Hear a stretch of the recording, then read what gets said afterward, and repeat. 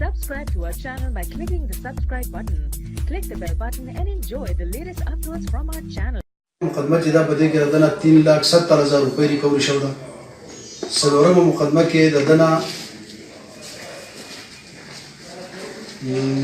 یو عدد موبایل او یک عدد جنریټر دو عدد بیټرۍ کوم چې دا مخامخ پرتې دي تاسو وینئ. داسې دا شهاب چې کومه دی نو د شهاب نورجین نه مخکې په ده باندې مقدمه رجسټر شوې ده.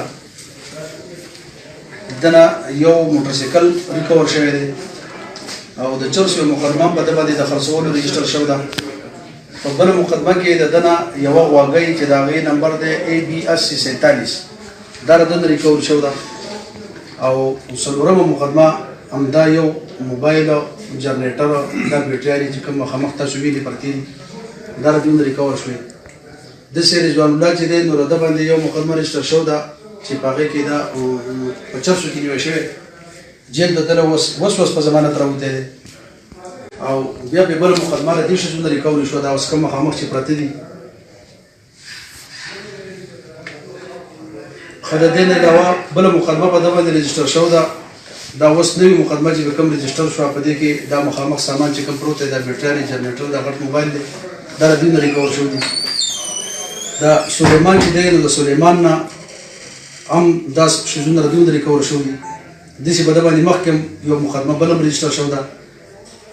د دې نه علاوه دې ملزمانو خلاف چې کله دا شکایت میلاو شو نو ما دا ملزمان ونیو بیا موږ دا انټروګیټ کړو. د دې خلاف موږ په 400 کې FIR درج کړو.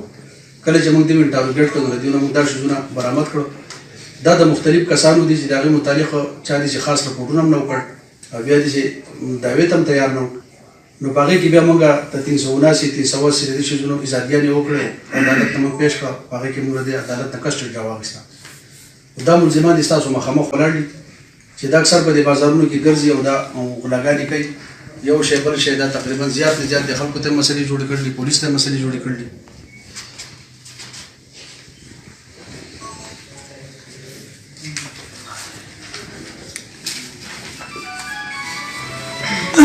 بسم الله الرحمن الرحیم. زه په حیثیت د نماینده BPO صاحب د جناب SHO صاحب د ګورزمان خان کوم چې تفتیشي سټاف دی د هغې نه علاوه چې کوم د دې ټیم دی دوی چې کوم د ان تک محنت کړی دا زه اپریشیټ کوم او انشاءالله دا بعضې قسم داسې صورتحال داسې مقدمات راځي چې که یاره فرض که موږ د دې معمولي څیز خپل تپوس ونه کړی شو نو ان قریب به داسې وخت راشي چې ډېرې غټې وقوعې به موږ ته رونما شي او بیا به د هغې سراغ لګول ډېر ګران وي.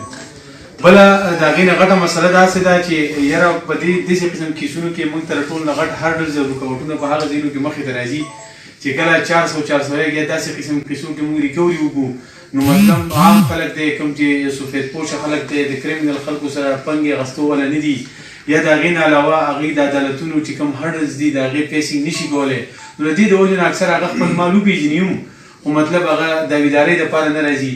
بیا د هغې د وجې نه د کورټس نه چې کوم دوی ته د پنشمنټ کوم سیسټم دی نو هغه بیا نه میلاویږي ځکه جج صاحبان به څه وکړي چې په یو څیز کې داویداري نه وي په هغې کې دغه نه کېږي بیا خو صرف په سیمپل ریکوري باندې نه کېږي. لیکن فی الحال چې کومه ریکوري زموږ SHO صاحب او د ده ټیم کړې ده یقینا دا د خراج تحسین قابل دي او مزید هم د دې نه زموږ انټروګیشن روان دي. موږ خو باقاعده GIT وله جوړه کړله مزید هم کوشش کوو چې داسې قسمه که داسې مزید ریکوري وشي نو هغه به انشاءالله ستاسو په روز سره موږ ستاسو په مخه د قوم په مخ کې راولو او انشاءالله د دیر د امن برقرار ساتو.